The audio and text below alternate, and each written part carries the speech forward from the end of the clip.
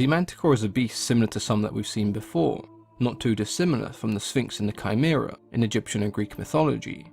Originating from Persian mythology, the Manticore was classically shown as having the head of a human with the body of a lion and the tail of a scorpion.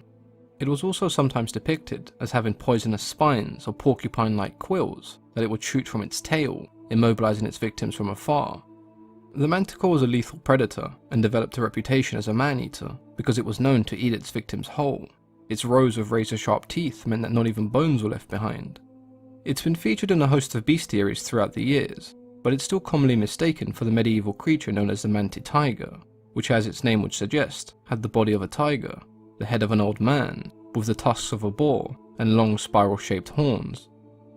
In the Persian region, the Manticore was originally known as the Maneater, essentially meaning man-eater. It wasn't until the influence of the ancient Greeks that the pronunciation began to change to Manticore, which would eventually become Manticore. Now, there are definitely some similarities between the Manticore and the Sphinx, which features in Greek and Egyptian mythology, but when we take a closer look, we can definitely see that they are not the same creature. The two creatures can be seen as somewhat hybrid monsters, but the Manticore was a predator, devouring its prey whole and displaying very instinctual behaviour. The Sphinx, on the other hand, takes a very intellectual approach towards its killings. It's able to speak very eloquently, and it gives its victims a chance to save themselves. It only killed those who were unable to answer its riddles correctly.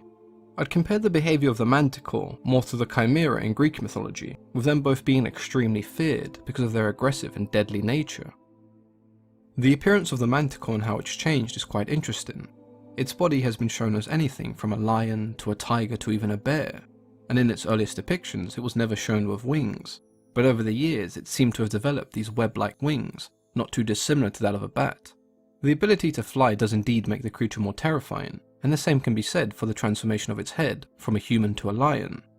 The idea of the body of a lion with the head of a man is quite an odd concept, but it's not one that strikes fear into those that lay their eyes upon the creature.